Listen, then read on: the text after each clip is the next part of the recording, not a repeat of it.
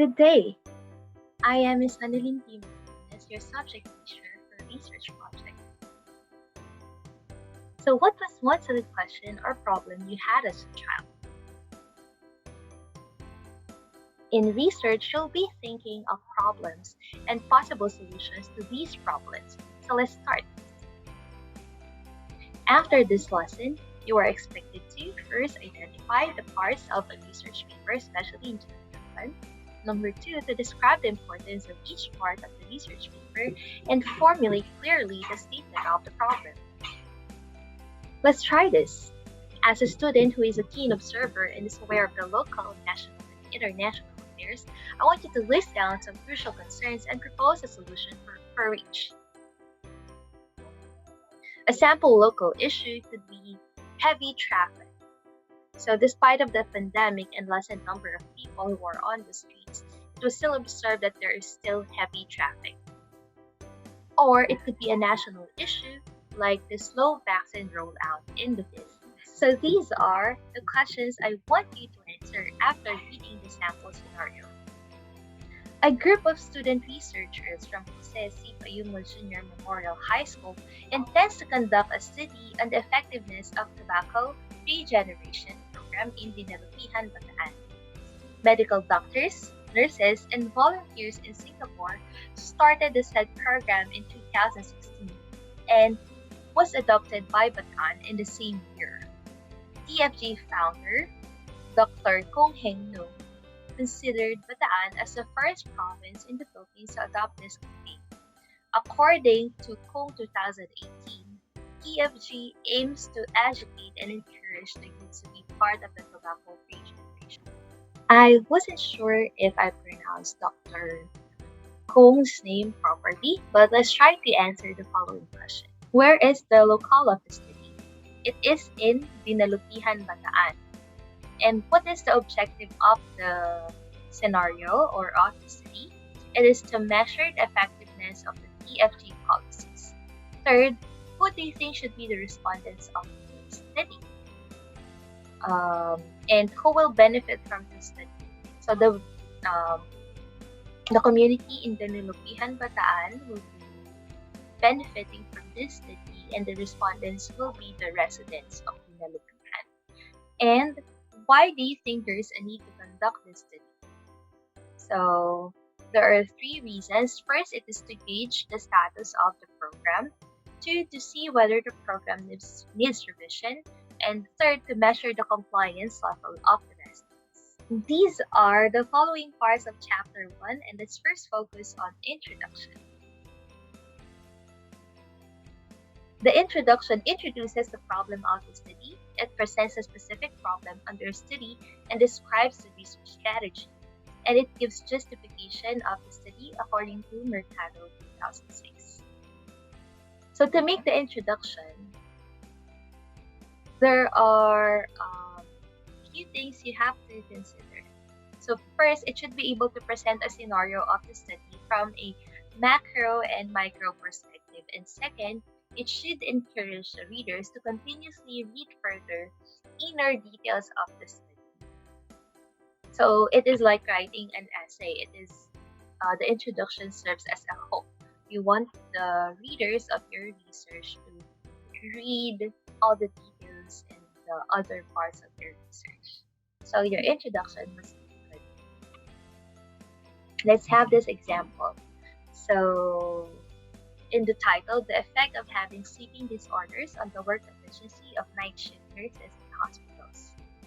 So to make the introduction, first present a description about the sleeping disorders. So what are the different types of sleeping disorders?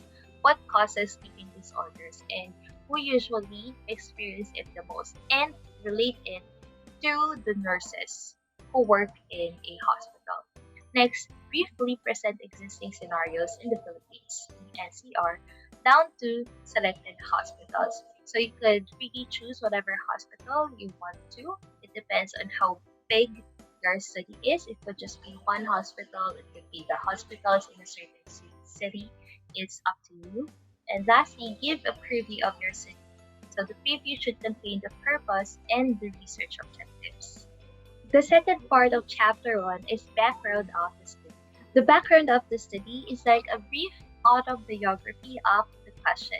It is according to Golden in 2006. And it describes how the researcher became interested in the study and his experiences. You could write the background of the study by first explaining the context of the study, which involves the current data or the status of the problem, by explaining the existing studies about it and its history that paved way to the development of the research problem. Here is how you could make the background of this.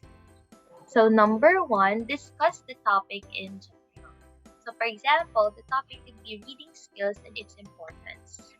So next, insert a condition that is directly related to the topic. So if the topic is about reading skills, so the condition could be about poor reading skills.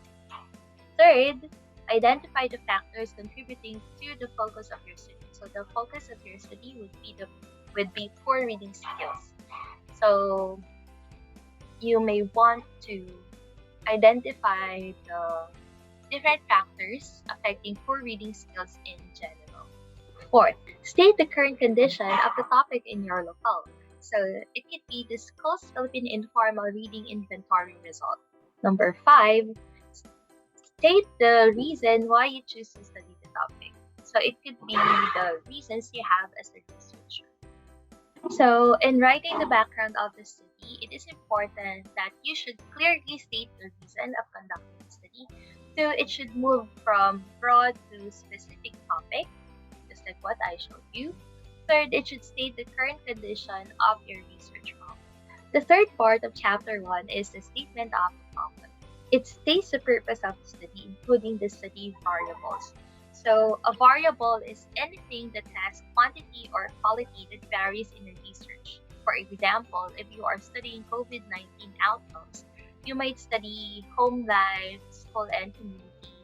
For school, your variables might be learning process and quality of learning.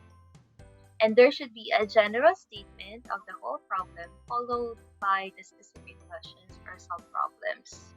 So the statement of the problem has 2 parts, and they are what I just said, the general statement of the problem and the specific research questions. And each specific question must be first clear and unequivocal to researchable, and it must be based upon known facts and phenomena. And the answers to each specific question can be interpreted apart from other answers and must contribute to the development of the whole research. And lastly, summing up the answers will give a complete development of the study. Let's try this. So this is a sample general statement of the problem. The purpose of this ethnographic study is to describe the training of IT teachers from Castillejo and Gonzales for the past 10 years to provide insights into the formulation of a continuing education model for indigenous teachers. It's from Creswell and Clark 2014.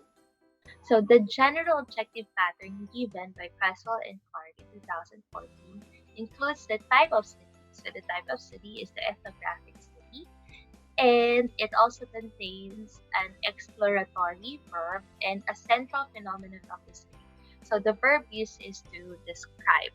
So it means to say that in the research you are conducting, the main purpose is to give descriptions of the study. But also use verbs as investigate or experiment. It's up to you, or it's up to the nature of your study. And the central phenomenon of the study is about the training of the participants, who are the IT teachers from Castillejo and Gonzales. So this is the locale of the study. And the time frame would be for the past 10 years, and the main purpose is to provide insights into the formulation of a continuing education model for indigenous teachers. So these are sample-specific research questions from the study Perpetuity of Family-Owned Business in the Philippines, a causal model. The fourth part of Chapter 1 can be theoretical or conceptual framework. Theoretical framework presents the related theory in the study, and it could be a single theory or a multi-theory based on the study variables and research design. So here are sample theories you could use for topics related to nursing and business administration. And here are sample theories you could use for education and psychology. In a theoretical framework, these are the things you need to present. And the following should include first, the name of the theory. For example, it would be the psychoanalytic theory. So history, if applicable, and year the theory was recognized, created, and established. And it is also important to include the name of the proponent of the theory. So for example, in the psychoanalytic theory, it is Freud. Theory statement, so generally what is the theory about and the model theory. And conceptual framework presents the conceptual variables based on the original model of the theory, and it serves as the map or guide as it presents the independent variables and the dependent variables of the study. A conceptual framework serves as an outline or blueprint that you can follow in doing your research. It is presented in a flowchart, map, diagram, or narrative form.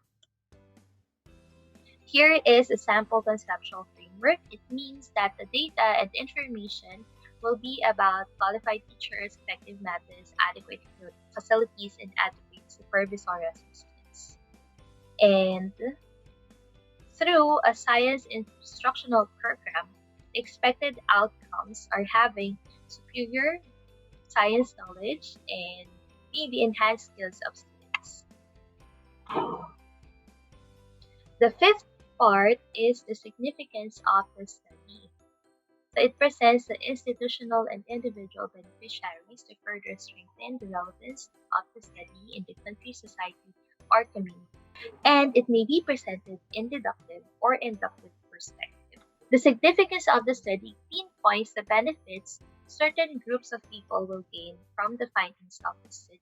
And it must contain explanations or discussions like the rationale, timeliness, and the relevance of the study. It could also contain possible solutions to existing problems or improvement to unsatisfactory conditions.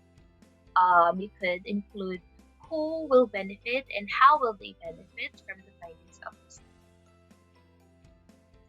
So let's have this example. So who or what will benefit from the study? So the nursing profession. And how will it benefit from the findings of the study? So they can improve their work and they can further enhance the standards of the nursing profession through the findings of the study. The sixth part of Chapter 1 is the scope and limitations.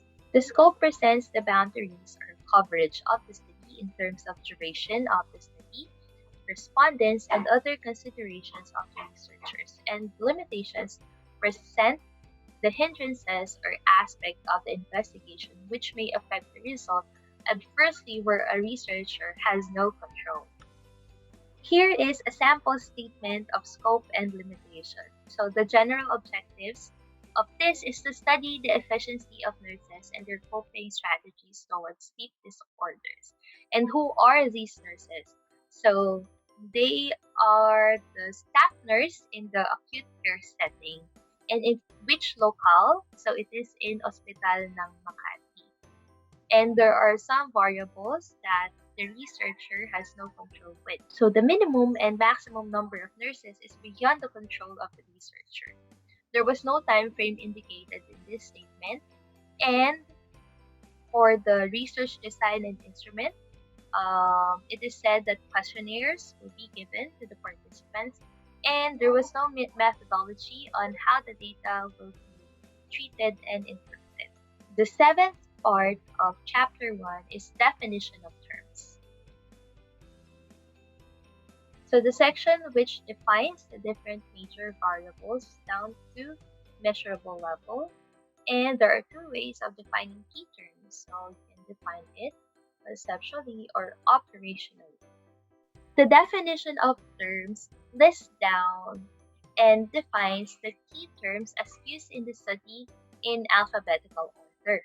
An operational definition refers to a specific definition of concept in the research study.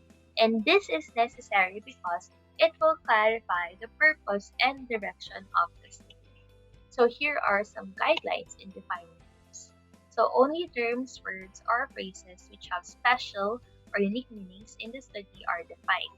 And terms should be defined operationally or conceptually based on how they are used in the study.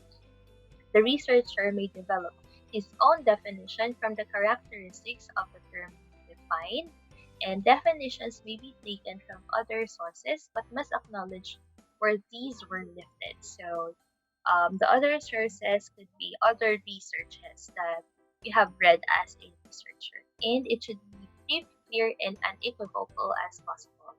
And if ever you'll be using a lot of acronyms in your research, they should always be spelled out fully, especially if not commonly known names. Now, to end this discussion, I want you to answer the following questions. 1. Why do we have to write the background of the study? 2. Why should we include the list of defined terms in our study? And 3rd, why do we have to set the limitations in our study? So this is the end of my discussion. Goodbye and